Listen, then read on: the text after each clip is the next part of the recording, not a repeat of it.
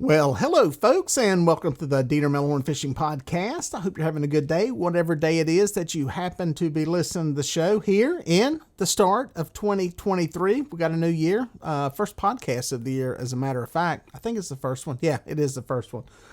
If you're a regular listener, thanks for coming back. If you're new, appreciate you stopping in and checking it out. Whether you're watching or listening, yes, you can watch this podcast. There's a video version that is on YouTube, on my channel there, Dieter Melhorn Fishing, as with the audio, which is on every major podcast platform out there. Give me some feedback. If you're watching it on YouTube, leave something down in the comment section. If you're listening, go to my website, DieterMelhornFishing.com, and there's a contact section. You can shoot me an email, give me some ideas and some feedback.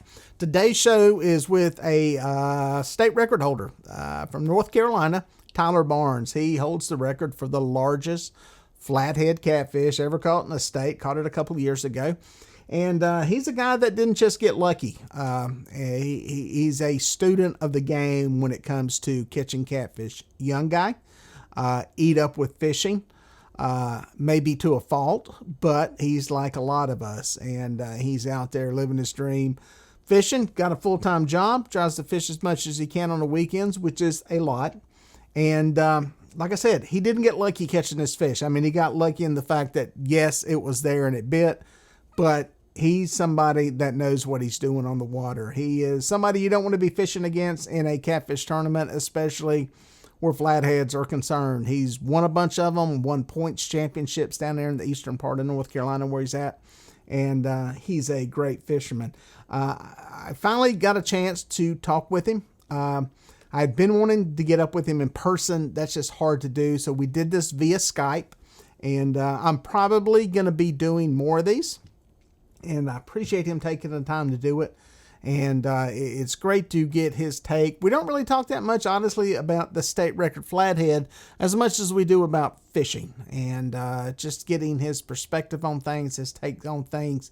I think it's some good information and some good little nuggets of information, whether you're, a seasoned tournament angler, trophy fisherman, or somebody just starting out. So sit back and enjoy this podcast with North Carolina flathead record holder, Tyler Barnes.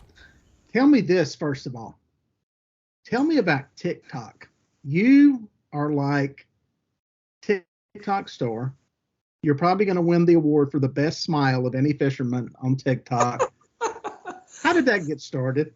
Look, man, I tell you, Dieter, I don't really even know. So to be honest with you, downloaded the app, seen some other people doing it. I said, this would be so cool. I said, I'm going to give it a shot. So I get on there and I do a couple lives and it's okay. And it's like going like how I thought it would probably go. Then all of a sudden, it's like the stars align, man.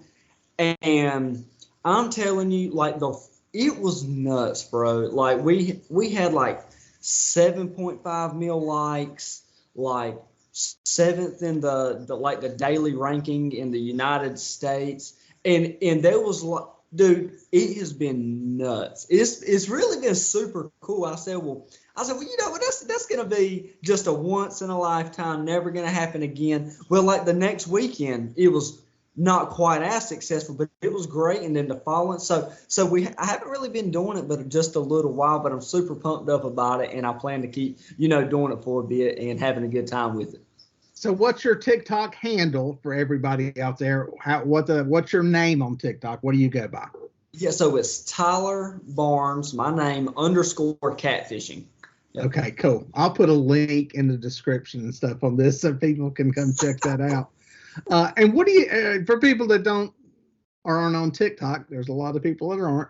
Are you just fishing on there? Is it just live fishing? What are you doing on there? Yeah. So I'm super thankful to have this connection with Catch the Fever. So what I'm doing essentially is, of course, we're going to be fishing. We're going to be doing a lot of tournaments in real time so everybody can see how I do. Might not be able to go live at every single one, but that's what we're doing. We're fishing. We're either pleasure fishing, doing tournaments, bringing TikTok TikTok to the weigh-ins. So if I don't catch anything, at least they can see some people that did. Occasionally we may do some tips and tricks and tackle talk and things of that nature. But also we'll be doing a weekly giveaway by Catch the Fever. So whether it's a gift certificate, whether it's a rod, essentially what I'll do is I may do a code and a winner that's watching. It may be a random a follower, just a viewer or a subscriber. I'll pick a winner somehow. We'll go live when the winner's chosen, and then that winner, I'll private message that person and give them a code. It may be worth $100, $200, maybe $500, and that person can go to catchthefever.com and order whatever they want, because we're all understanding that everybody may not want a fishing pole because they may not fish. They just might be in the TikTok just having a good time watching me, act crazy. That's awesome. So this way, if they say, well, I don't really fish, but I like watching Tyler, well, good. Well, you go get you some shirts, some hats, or whatever you want. So they got a little bit of everything. So super blessed to have that partnership. That's cool. Now, on a serious note with the social media, yeah, do you fear you're giving up any fishing spots by doing this stuff? Because it's kind of hard when you're out there live. I mean, I'm sure, now you fish in a place that's kind of remote, middle of nowhere, but there are certain landmarks that I'm sure show up. Does that concern you at all? Well, Dieter, it used to. I used to be extremely secretive in what I did and where I go. But the more and more that I've been fishing and the more experience I've gained and learned about these fish and stuff, it is there's not a secret spot, so these fish are moving, they're swimming. What may be a killer spot in December surely ain't going to work in April or August or maybe the following week. So that's okay. Just spots. If a person is to learn just spots, it's not going to work. It's not going to work. You've got to know where the fish are going, how they're patterning, what bait, and just so many other factors. So spots, no, it doesn't affect me at all. I think it's actually a new beginning for me to be able to actually start going live during tournaments, because I think that is super exciting, and that gets the crowd involved, and it's like they're almost fishing with me. They're like, oh, he's got a 30. Oh, he needs one more. He's got a shot. And it's super cool because I am such a competitive person. But at the end of the day, I want everybody to learn and have a great time out there on the water. And if there's anything I can do to help in that situation, I'm here for you. So we'll get off the modern technology world and let's go back a few years. Where was your first fish caught? What's your memory of your first fishing experience out there on the water? So as far as catfishing goes? Any fish, the first one you can remember, as far back as you can go. Oh, man. As far back as I can go, that would be so tough. Let me think. I remember a particular trip that me, my dad, and I believe it was his brother, Don, that was with us at the time. And this was so long ago. I was just a little boy, 8 or 9 years old. And I'm sure I've had many fishing trips before that, but the one that really sticks out is the first time I ever seen a flathead catfish. So being so young and I'm little, I'm staying out there and I'm like dozed off, and my dad says, get up. And I'm like, oh, okay. He's like, reel this fish in. And so he gives me this rod and I'm cranking. And anyway, so I get it in, and it's a little flathead, like maybe like 5 pounds. and I've never seen one before in my life, and it was the coolest thing. And he was like, "We're gonna let it go," and I said, "No, we ain't. This is my fish, and he's coming home, and he's mine." And so that was one that really has stuck with me there. Now, did you fish a lot with your dad and your family, or were y'all just kind of casual? We go once a month in the summertime every now and then. Yes, so me and my dad fished religiously. So he was hardcore into fishing just like I am. Now, not so much in the catfishing world. Now, before he passed away, the couple years before he did, he was into it. Now, he was getting into it, and he was getting a boat, and he was trying to set it up. But before that, he was a very well-known red drum fisherman out there on the core banks. So he loved going out there, fishing tournaments. He loved it. It excited him more than anything. But you know, as the drum move in and out in the spring and the fall and stuff, it's they're only there for a limited time. So during the off season, he developed. Started talking to people and got into catfishing, which is just like essentially the same thing. You throw a piece of cut bait out and boom, you're just fishing for different things. But you know, from that he started catfishing and taking me with him. But as far as fishing in general, we fished when we did something together. It was fish. So really, when growing up, the only thing that I knew really to do was go fishing. I knew it was Sat Friday, and I knew I'm going fishing somewhere, and I don't know where, but it's happening. Yeah. What was a lot of people don't know anything about red drum, redfish, the big bull reds and all that. Tell them about that. You are toward the coast of North Carolina, so you're way closer to the ocean than I am. We're in the same state, but I'm at the other end, and you're down toward the coast, so you're relatively close to it. What's red drum, red fishing like down there? The fishing you did. Oh man, so it's such a blast. So it's just like catfishing, but like so much more intense. So now there's a lot of people when the drum start running into the sounds and stuff to spawn and whatnot. A lot of people go out there maybe to the mouth of the Neuse River and other tributaries like that, and anchor out and essentially just like we catfish, they'll fish for red drum. But what me and my dad did is we would always go to Cape Lookout or Portsmouth Island and take the ferry across. And what we would do is we would go either north or south and go to the inlet. And we would set up towards the inlet. And what we would do is we'd have these 10 to 12 foot heavy action surf rods with these big pin reels, like 8,500 pin or 9,500s. And what we would do is the same rig. It's the same rig. We'd have our sinker slider with our weight down to a barrel swivel with our leader and a circle hook of our preference.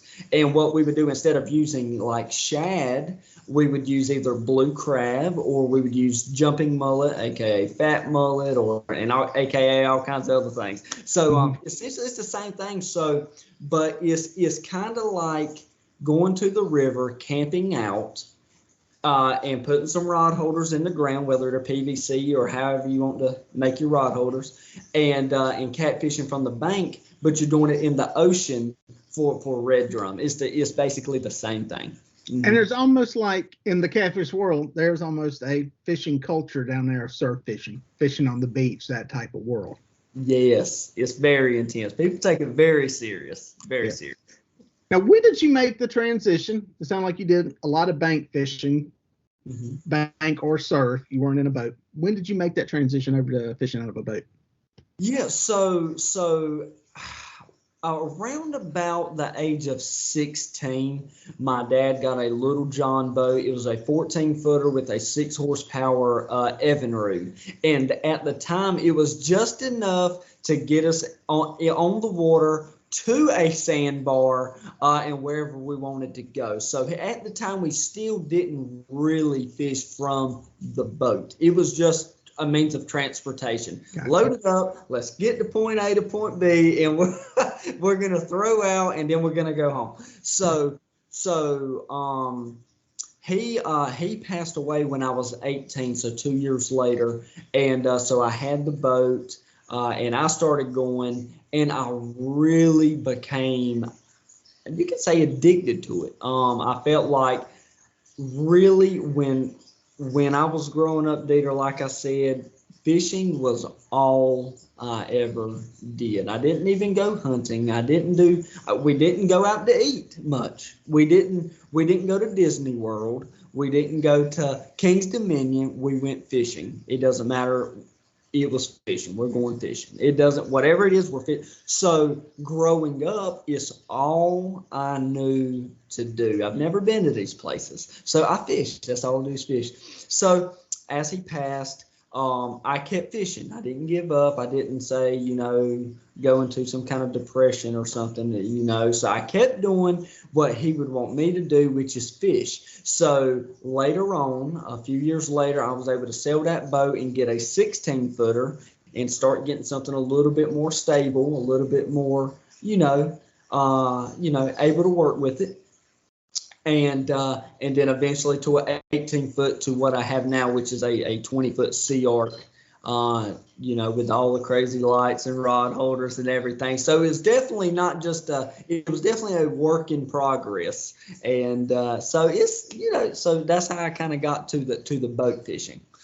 That's a good little progress and a good little journey there, getting there. What was the transition next into the catfish? I mean, or bigger catfish? Because I think, like myself, I grew up fishing for catfish and we were trying to catch whatever. But at some point, generally speaking, anglers that are pursuing trophy fish make a decision. I'm trying to catch bigger fish. I'm trying to catch the biggest fish, whatever. What was kind of the catalyst for you in deciding you wanted to up the game from just chunking out pieces of shrimp and hoping to catch one to catching something a little bit bigger?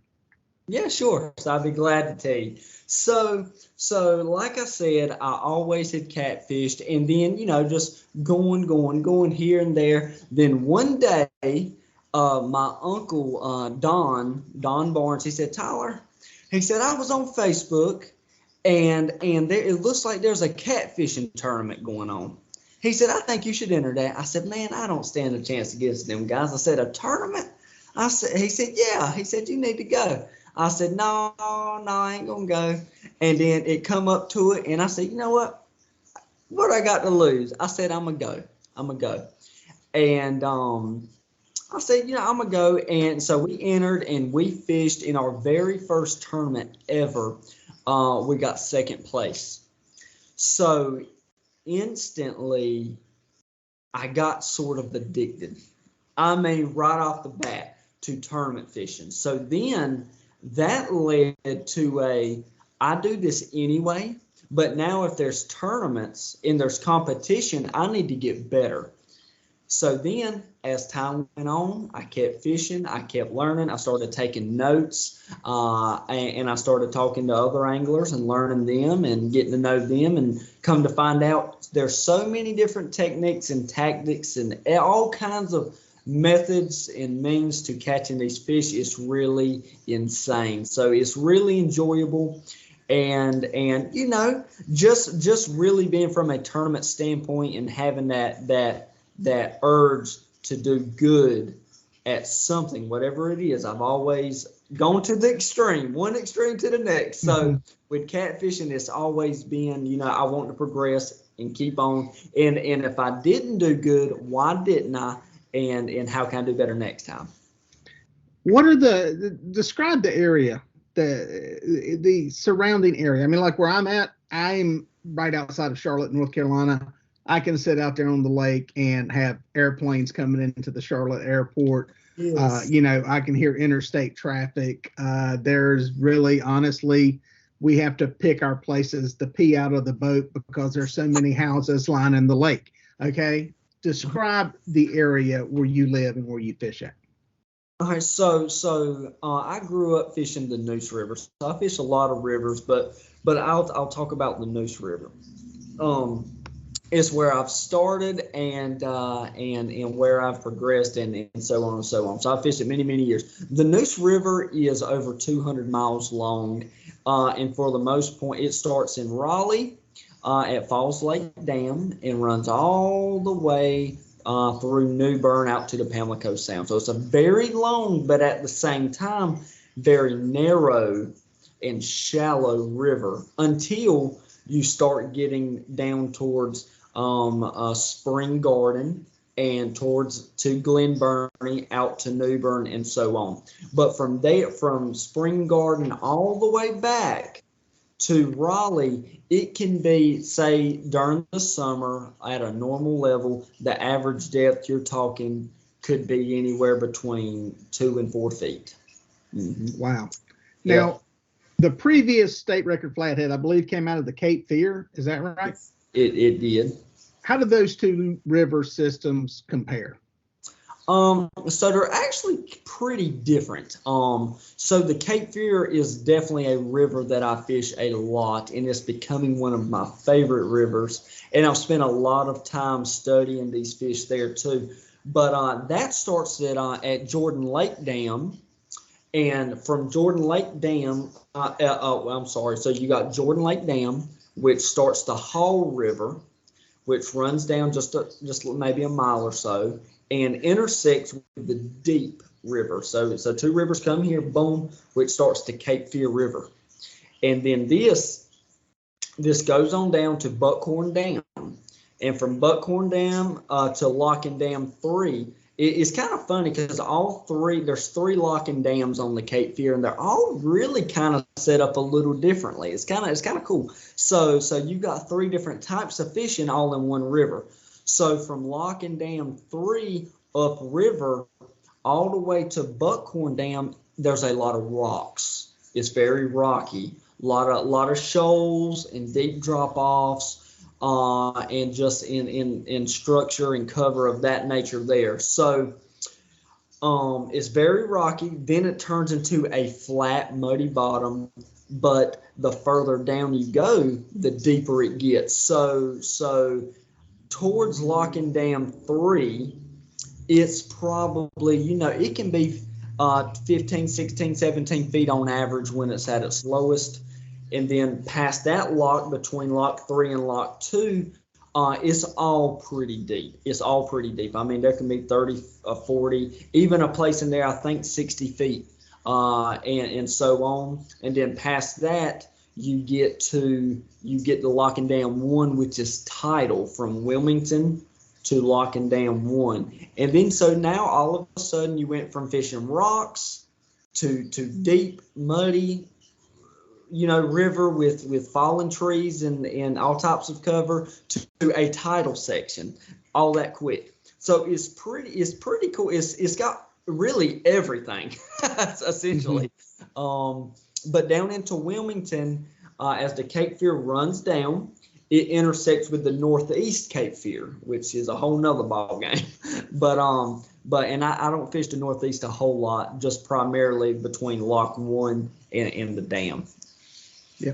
Now, are there blues in these same waters with these flatheads and all these systems down there, or are they kind of segregated? Nope, so they're all together. Mm-hmm. Cool.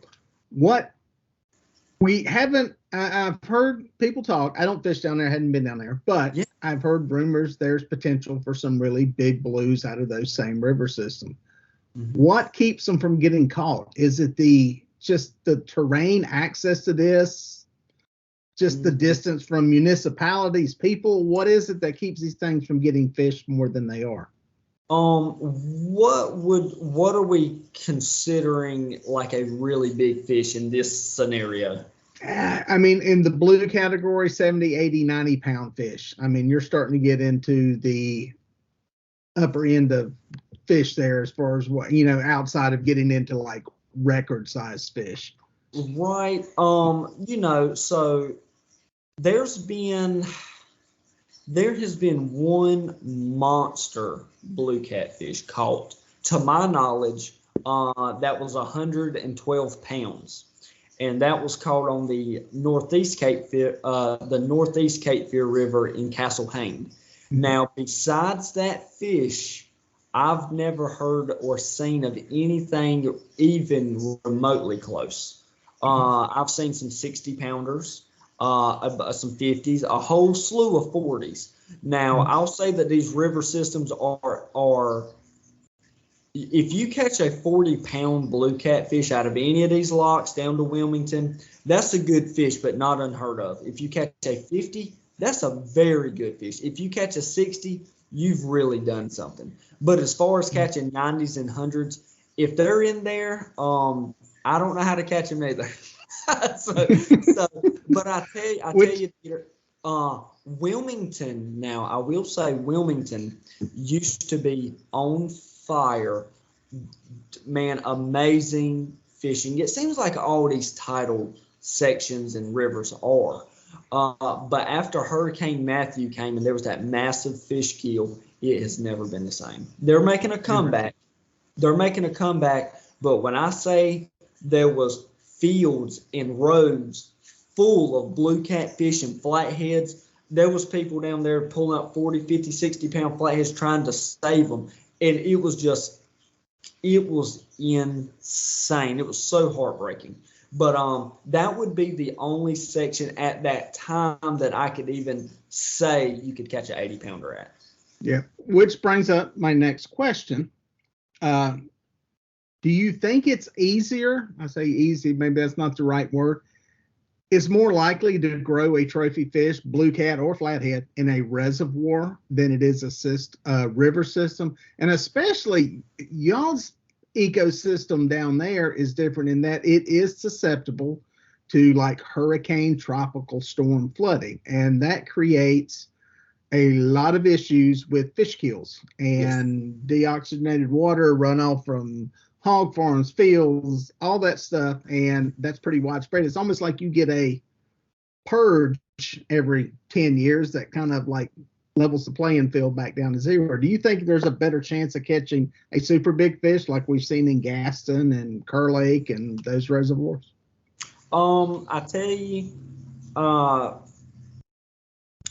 I think every body of water is different. And the most common thing that I hear that could be true, I don't have any scientific knowledge, it sounds legit, would be that these river systems will not really hold larger fish than in a lake or a reservoir due to them having to move with the flow and they're burning calories and things of that nature.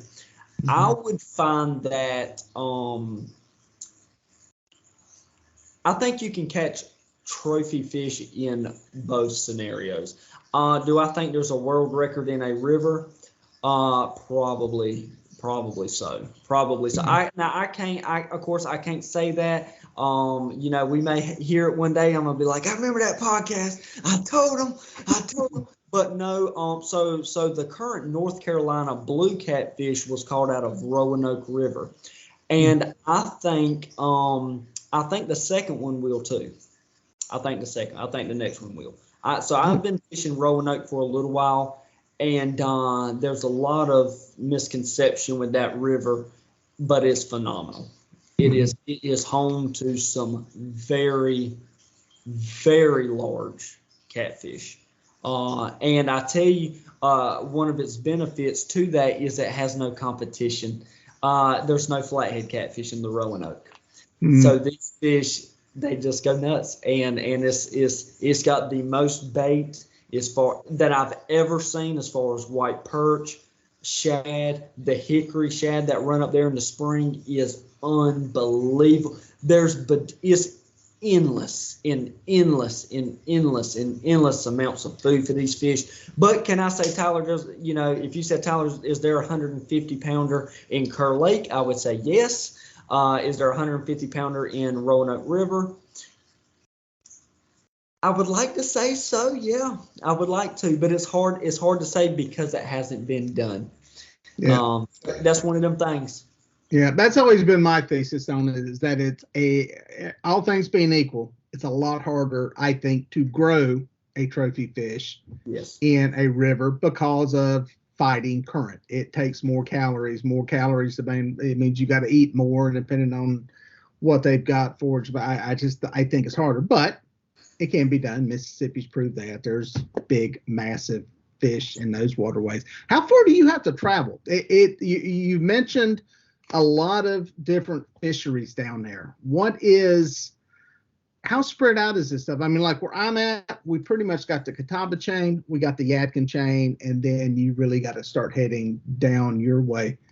Give us a lay of the land down there from where you're at to where all these different places are that you can catch big catfish down there. Yeah, so I'm very blessed right here in eastern North Carolina. So in Goldsboro, North Carolina, I'm very close to a lot of amazing places. Even the coast, like we talked about. I'm only, 2 hours away from the coast, 2.5, depending on where you're going. But you've got Neuse River, which is depending on where you want to go. I could pack up right now and take a drive 15 minutes and put in, or I could put in at a different section an hour away, depending on where I want to go. Tar River is a river that we will all hear about in the future for flathead catfish, as I think in the next coming years, that's where the new North Carolina state record flathead will come from. I think. I've seen what comes out of there, and it's vice versa. Like the Roanoke. The Roanoke has blues, but this place has no blues. It's all flatheads. So it's got the potential, not yet, but it's coming. The flatheads were introduced only about 22 years ago to the tar. So anyway, but the Tar River is about 45 minutes away. James River is about 2 hours away in Virginia. The PD River is about 3 hours out west. Cape Fear, depending on what section, between an hour and a half. So I'm surrounded by these great fisheries all around me. So I get to pick and choose. and that brings up a good question. How do you pick? Do you have are there some areas better than others seasonally? Are you looking at water flow, what the river levels are, flow levels, or is it sometimes I just want to do something different? Yeah, a little bit of all of that. And I tell you, a lot of it is I do chase tournaments. So depending on what trails are going on and things like that. So if there's no tournaments going on, then I'll just go do what I want to do. But if there is tournaments that I'm trying to be successful in, I will go pre-fish and really hammer one river at a time, and I'll leave all of these vacant until I can fish them in the future. But honestly, I'm tournament driven a lot. But that's probably most of it, Dieter, because I'm confident that you could go to any of these bodies of water that I've mentioned and catch quality fish all year long. Yeah, confidence. That's a good word because it's very important no matter what you do, whether you're a fishing guide, tournament fisherman, fishing for the fun of it, whatever. And that comes with time. I mean, we all know that. It takes time to figure out whether what you're doing is right. Take us through your tournament approach. Every tournament fisherman approaches stuff differently. Some of them go to an area, and I've seen them anchor and sit in one place where they mark fish, and they're there, do or die, whether they catch them or not. Some people are putting the egg timer on, and as long as it takes to boil an egg, if they don't get by or they're moving. What's your strategy? Take us through your tournament approach. Yep. So if I have the chance and the opportunity to pre-fish, that is very essential to me, is pre-fishing. Now, I ain't going to say go out there and if you're slaughtering them, you just keep slaughtering them. Don't do that. If you have found them and you're doing good, it's probably you've done your job for the day. Go ahead and go home. And that's probably going to be the area that you need to hit. However, if say you do not have a chance, or even if you did pre-fish, I go through the same tactics, it doesn't matter what time of year. It can be winter, fall, spring, I use the same tactics. First of all, I make sure I'm using the appropriate bait that I find that the fish are looking for whatever time of the year. And then whenever I'm on the water, I try to pattern them very quickly, whether they're held on cover like log jams or structure such as it could be ledges, it could be eddies. That just depends. So all of that depends. So many factors with water temperature, flow, and time of year, and just so many things. But the main thing for me is wherever I'm fishing, I pick one spot. I sit there between about 30 to 35 minutes, and then I move very quickly. I move. I'm a believer. Now in these small rivers, I can't talk for Lake Gaston. I'm not a lake fisherman. I don't know nothing about lakes. So I can't speak for that. But all these smaller rivers that I've been to, like the Noose and the Cave and the Tar and the PD, it has been a 30-minute and move tactic for me. I find that he's either there or he ain't. And I try not to get stuck on fishing one particular spot too long, no matter how many good fish I've caught in that spot. No, that's a good question. 30 minutes, that's a rule I use when I'm in shallow water, because they're either there feeding or they're not. They're not just hanging out. But there are some places I wait longer. There's a buddy of mine, Chris Simpson. He guides down on Clark's Hill down in South Carolina. And when I fished with him, especially in Lake Monticello, totally different world than you're in, he was 90 minutes. We're not moving for at least, and then if we started getting bit, we're staying. What keeps you there though? I mean, if you're getting fish, do you leave biting fish? They'll say you never leave biting fish because you'll piss them off and they'll tell everybody and they won't eat. What's your strategy? When do you say goodbye to a spot that you're getting bit on? 35 minutes. Because you're hardcore with it. I'm hardcore because, Dieter, I tell you, the way these rivers are, like I said, most of these are shallow, and you're targeting really, so it's not like James River where it's 40 feet and they can be running and on this ledge and cruising. You're fishing 3-5 feet. Even in the wintertime, if you want to fish a deeper hole, it might only be 10 feet. That might be deep as it gets. And you're targeting that one spot. Because keep in mind, it's very narrow. I can throw all rods to both banks. And if I'm targeting this piece of cover here, this log jam, then I'm a believer that if he's on that log jam, I'm going to pull him out of it in the first 30 minutes. And if he's not, I'm probably going to move. And I have tested this and tested, and I've done several trips. I said, you know what? I'm going to give it 30 minutes, and I'm going to write down when I catch a fish. And then when I catch one, I'm going to stay another 30 minutes. 90% of the time, I do not catch another fish after that 35 minute mark. Most of the time, when I set up, I'll have them in the boat within that 15 minutes. But just for the benefit of the doubt, I will stay another 15 minutes. And if there's another one, I'll catch them pretty quickly. Normally, you catch one or two, and then it's dead. It's just rod down. Yeah, rod down. So man. So what? So that's for those of y'all that are not watching the podcast and listening, we had rods go down in the background. So we're gonna leave those right there, man. There we go. There we go. But yeah, Dita, honestly, that is something that I truly live by. And trust me, I used to think 30 minutes a move was crazy because I was like, well, these fish are moving, yada yada, they'll come by me. I'll sit here for 2 hours.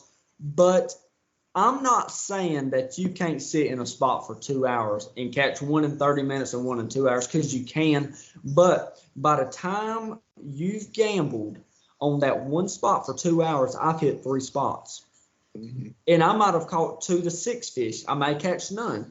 And here's the thing. If I give a spot 2 hours here and then I move 2 hours here, well, I've spent 4 hours in a location, in an area of river that didn't have fish to start.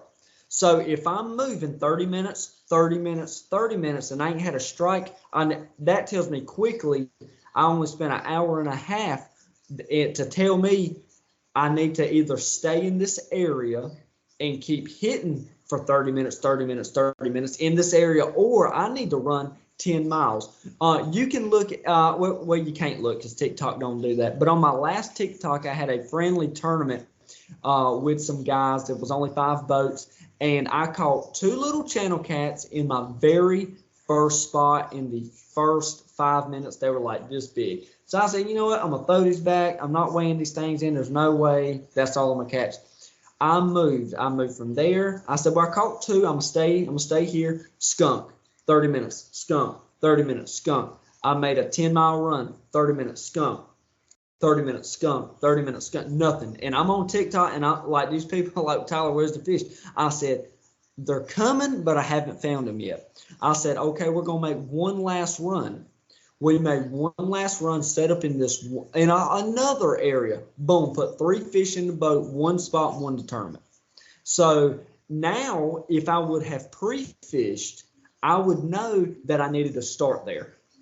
So, but it was a fun trip, no pre-fishing, just hanging out. But, you know, that's just how it goes. But that's my method. If I give too much time in an area, if they're there, bingo. But if they're not there, I'm in trouble. So that's how you described it as a 10-mile run. Okay. What was so different? How many fish did you drive past in that 10-mile run? Why do you go to an area that far away? What was the dynamic that forced that big of a change, that far of a run? Why that far? Yeah, so on the Neuse River, depending on the flow, it is even though it's a small river, and it's narrow and deep, you think you can find these fish, but in the winter, now in the summer months, you can literally go to any ramp and do successful. But in the winter time, these fish tend to migrate either way up or way down. And I felt you've got to kind of find where they're at that point in time. And see how to kind of prove this a little bit is I went the weekend before and caught fish where I caught the 2 little channel cats at, and I did okay, just for, you know, fun fishing. I did okay, but it only took 1 week of rising water to push them essentially 15-20 miles down. So they were just moved to a different location that involved, you know, deeper water, calmer moving water. And the water temperature had dropped and a little bit of other factors. So I had misjudged the fish, assuming they were here, knowing they probably could be somewhere else. But I had it took me a little while to find out just how far they had went. But once I did, it was dynamite. It was instantaneous. I want to get to marking fish in a second, but you mentioned something that's near and dear to my heart after the past week. Rising and falling water. It's different in reservoirs, but it's somewhat the same. How is that in river systems, and what effect does that have? Rising water, dropping water, stable water? Go through those water levels and tell us how that affects you in those rivers, especially some of these are smaller rivers with shallow water. Walk us through the effects there. Yeah. So depending on what area of the river you want to fish, like I said, this thing's 200 miles long, and I'm not saying every single fish in that body of water is going to sit up in one spot, because that's not true. That's definitely not true. But so you can go and catch them anywhere all year, but you will find that they hang out more in certain areas depending on the bottom and the structure and just so many other factors. But as far as rising water goes, it can be very discouraging to a lot of people. They'll say, well, Tyler or whoever, man, that current, it's like in flood stage, man. It is rolling. Man, how do you fish that? And I tell you, there's one tip that has helped me become so much more successful on fast rising, or it ain't even got to be rising. It could be rose for a week. But when it's way up, it pushes these fish close to the banks. And traditionally, I'll sit in the middle and I'll fan the river because it's so narrow. I can cover everything. I might be targeting this log jam, but I can target the whole spread everywhere just because it's so narrow. But when this water's up and moving, it pushes all of this bait out of these log jams. It pushes all these fish out of these log jams. It pushes fish from out of these little ditches into the river. It does so many things. And all of this bait and all of these catfish are on the bank. And when I say on the bank, I'm talking this. I'm throwing. Look, I'll throw them on the bank and reel them in sometimes. Like as soon as it gets to water, bam, right there. Right on the bank, and it's really insane. But once you trust that your boat is essentially parked on land, and you're throwing them out right behind them, they're there, they're coming through, they're moving, and if you're not catching fish when the water is rising, you are definitely not in an area where there's an abundance of fish, because when that water's up and moving, it pushes these fish out to the banks and they're rolling. They're either they're looking for bait, they're looking for some kind of eddy or current break. So if you're not catching fish when the water's up, you are definitely not on the right stretch of river. You need to figure something else out. So how much of your time is spent marking fish and fishing for those fish versus finding structure that is in the right place that should hold fish and fishing that? I never try to mark fish. If I mark fish, that's a bonus. That's a bonus. But I will. There's been several instances where I've said, hey, look, there's a catfish. And let's set up on it and put them in the boat. Sure, that happens. But when the rivers are 3, 4, 5 feet deep, you're not going to really mark them. It's so shallow. Your depth finder, by the time you get over an area, them fish are either scattered to the bank or they're ran away from you or they're gone. But you're not really going to mark a whole lot as far as fish in like the Noose River. Not to mention, you're only looking at a space in a sonar cone that's going to be that wide. Yeah, correct. And like I said, and a lot of times the river gets so shallow, you're pulling the boat. So you got to trust your instincts to just know that these fish are more than likely held up on either on these ledges that are close to the bank, deeper straightaways, or log jams. And really you just kind of got to hit them and keep moving until you find them. But as far as marking fish, that almost never happens. Now, in the winter, when I start targeting deeper water, slower moving water, you can definitely mark some fish and catch them that way. But most of the year, you just got to trust your gut and just say, I hope he's here, man. Yeah. Now, do you think I've been on some boats? I do not have live scope or Panoptics or any of that stuff, but I've been on some boats. I've seen how it works with bass, striped bass. I've seen the live baits. I've seen them with crappie. And I don't know if you've been on any boats where anybody's using it, but can you see a time to where fishermen, especially what you're talking about, flathead fishing, to where you could have a reluctant fish in a brush pile and you pitch a bait out there, and almost like they do with putting baits on bass that are, sitting in a bed somewhere, and they're basically aggravating them. Can you see that happening with flatheads at some point down the road? At this moment, I don't know a whole lot about the live scope. Now, I'll say the live scope has been a blessing to a lot of people for so many factors, whether it's crappie fishing or going to cast net bait or things of that nature. That's been very beneficial. But as far as really using live scope for catfishing, I haven't seen or watched or talked to anybody that has said this is a game changer. But that being said, I've never been on a boat with live scope at this point that if you were saying in a river that had some submerged structure or cover that's 20 foot down, I don't know that you could see a flathead in that. I don't know because I haven't seen it. So I don't know on that. It's interesting. And I tell you, Dieter, before it's over with, we're gonna we're gonna have like a image that looks like me and you right now underwater. Oh, yeah. Okay, he's about 50 pounds.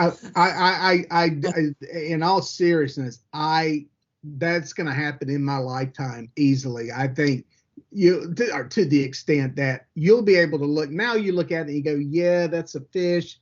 That's probably a striper. That's probably a bass. But I think it's going to get to the point where you'll be able to tell the difference between a blue cat and a channel catfish.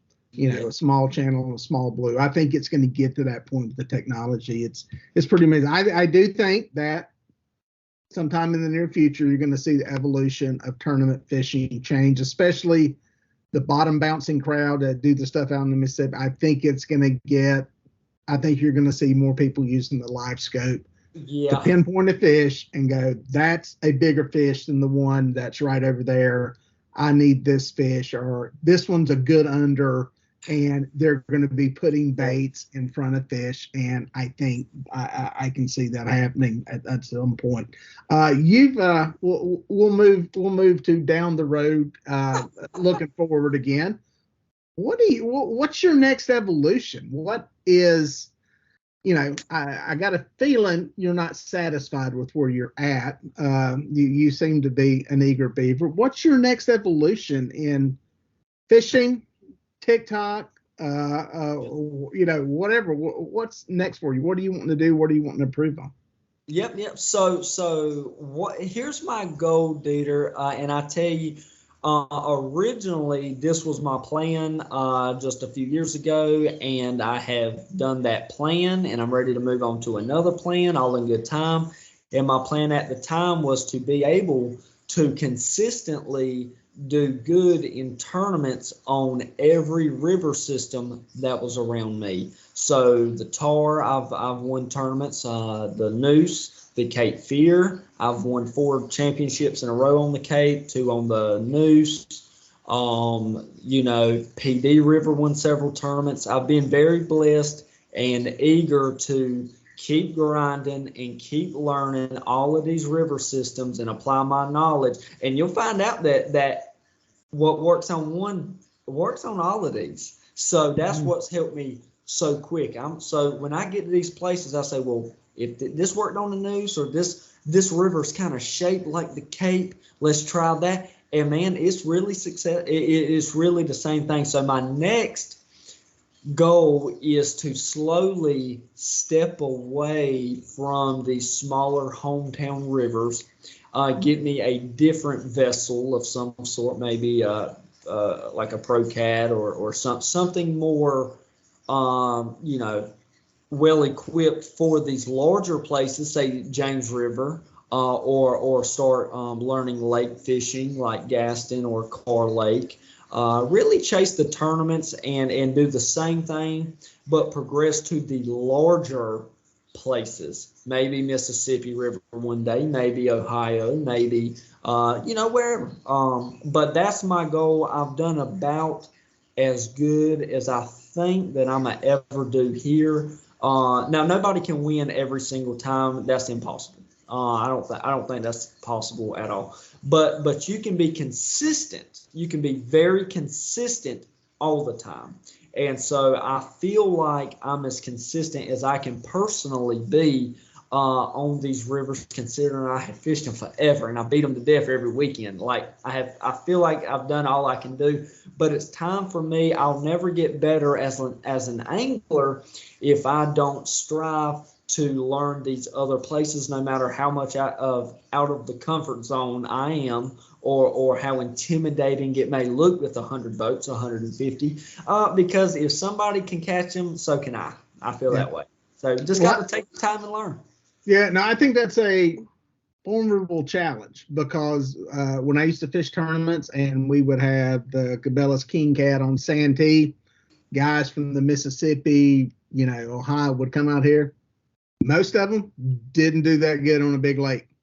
Vice versa, guys from out here that fish reservoirs go out to the Mississippi River, and it's a big, intimidating. And honestly, rivers, between the Mississippi, Ohio, Missouri is a totally different ballgame than the rivers you fish. It's a different dynamic in those rivers. So yeah, that's cool. That's cool that you want to, branch out into that. What do you think is going to be the biggest challenge doing that? Is it just the paradigm in your head of where you think fish are? Are you instinctively going to want to run to the river section when you get to Lake Gaston and run way on up? Naturally, I tell you, naturally, that's what I'll be thinking. Where's that river? Okay, I'm out here on the Yadkin chain. Oh well, if I go up, there's a river. That's where I'm heading. That's got current.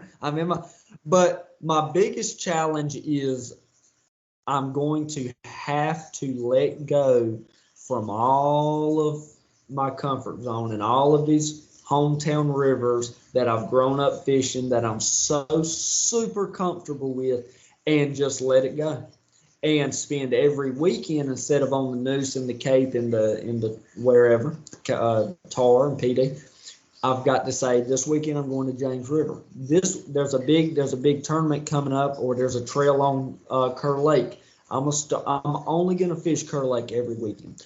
No matter how horrible that sounds in my mind right now, I've got to do it because I'll never get any better. There's no way. If you don't branch out and learn these other bodies of water, and it's super cool meeting people too and talking and seeing a different crowd and things like that. And so I'm super pumped up to be fishing wherever I go. But my goal is definitely to never slow down, always get better and progress in this fishing world, and just see where it leads one day. Never know. Yeah.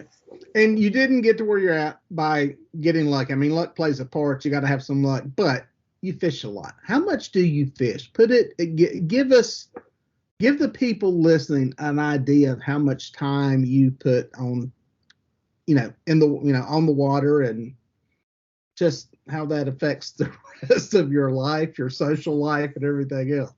Yeah, Dieter, I tell you this. I have sacrificed a lot of things for my passion of catfishing. I have. I've spent a lot of time on the water when I should be doing something different. But that's who I am. And like we talked about at the beginning, this is what I've grown up doing. This is what my dad did. This is what he wanted me to do. And this is what I love to do. So I'm not going to stop. I'm going to keep going.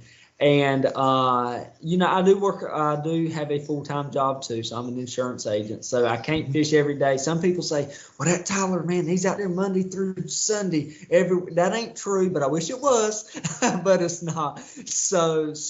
But realistically, I'm probably on the water somewhere 40-something weeks of the year, 40-something weekends of the year, sometimes Sunday only, sometimes sometimes just Saturday, or sometimes Saturday and Sunday. And if there's vacation days, I might be Saturday, Sunday, Monday, Tuesday. It just depends, but I'm on the water essentially every weekend. And in closing, when you're out there, do you feel a connection to your dad who loved to be on the water? And what would he think about you being a state record holder and all the great fishing you've done? Oh, man, I know he's out there watching me all the time and smiling at me, because if you think I got a crazy-looking smile, you ain't seen nothing. So I think he would be super pumped up and super supportive and tell me exactly what I'm telling you today, to never slow down. And if this is what I want to do, progress and never quit doing what you love to do, no matter what it takes. Well, there you go, guys. I mean, listen, if the next generation of anglers is like this young man, positive, uplifting, a good attitude, man, we're in good shape. Our fishing future is in good shape. It's a great guy.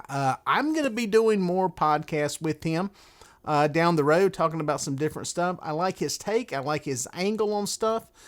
He's got a different perspective than a lot of people. And the biggest thing is, he doesn't mind talking. He's not scared to talk, and he's not scared to share information. And I love that. And it's kind of good to see things from his perspective on where he's at. He's got a state record under his belt. That's awesome. Wouldn't be surprised if he doesn't pull another one out of the water at some point. And great guy, Tyler. I appreciate you taking the time to sit down and talk to us. And until next time, guys, we'll catch you out on the water.